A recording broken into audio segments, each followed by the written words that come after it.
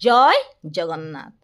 आमर वर्तमान भारतर राष्ट्रपति द्रौपदी मुर्मू अछंती। समस्ते जानिचंती द्रौपदी मुर्मू होउचंती ओडिशा राज्यर राष्ट्रपति कौन कौन पावर अच्छी कौन कौन क्षमता सब अच्छी आज आम जानिबा।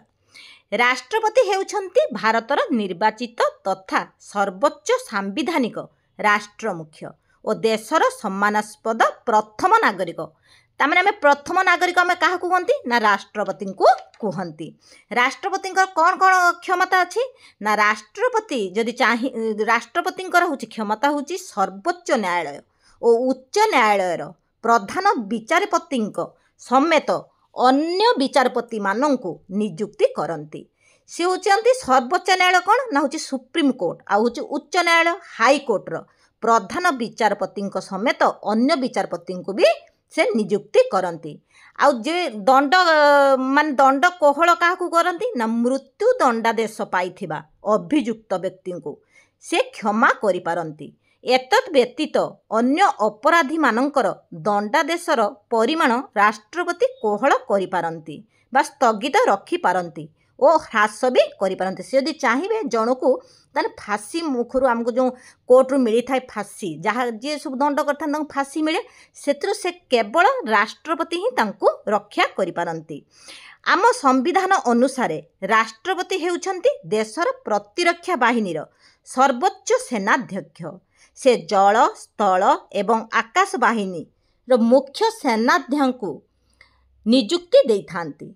देशर आलंकारिक मुख्य हिसाब रे राष्ट्रपति प्रतिवर्ष जानुआरी मासर 26 तारिख रे साधारणतंत्र दिवस उपलक्षे दिल्ली रे जातीय पताका उत्तोलन करी सामरिक और बेसामरिक बाहिनीर प्यारेड रे अभिवादन ग्रहण करिथांती।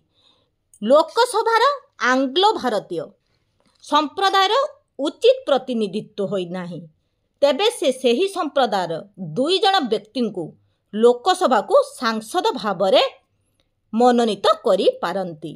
आउ कौन करती ना सेहीपरि कला विज्ञान साहित्य और समाज सेवा क्षेत्र में पारदर्शिता लाभ करिथिबा 12 जन व्यक्ति को राष्ट्रपति राज्यसभा को मध्य मनोनीत करि पारंती। आउ कौन तांकर अच्छी ना से चाहिले 3टी तांकर होची जरूरी राष्ट्रपतिंकर 3 गोटी जरूरी कालीन क्षमता रही। संविधानर 352 धारा अनुसार जेतेबेले राष्ट्रपति हृदबोध हुए जे समग्र भारतवर्षर निरापत्ता युद्ध बाह्य शत्रु आक्रमण बा सशस्त्र विद्रोह द्वारा विपन्न होइछि बा हेबार आशंका अछि से जातीय जरूरी परिस्थिति घोषणा करि पारंती। संविधानर 356 धारा अनुसार राज्यपालक रिपोर्ट अबा अन्य सूत्ररू तांकर जदि हृदबोध हुए जे राज्य रे सांविधानिक संकट देखा जाइछि से राष्ट्रपति शासन घोषणा करि पारिबे। संविधानर 360 धारा अनुसार राष्ट्रपति देश रे आर्थिक अस्थिरता बा विपद देखागले आर्थिक जरूरी परिस्थिति घोषणा करि पारिबे। एभली परिस्थिति रे केंद्र और राज्य सरकार को अनेक अर्थनैतिक श्रृंखला मानिबा को निर्देश से होची देइथांती। ये सब होची राष्ट्रपतिंकर क्षमता।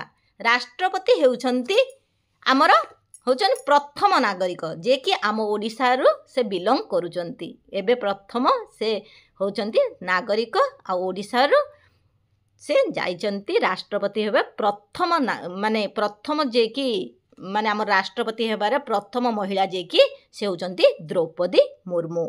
आशा करछि ए भिडियोटी आपण माननकु भल लागिथिबो। जदि भी भल लागिथाय प्लीज लाइक शेयर सब्सक्राइब करिबा पई भूलिबे नाही। जय जगन्नाथ।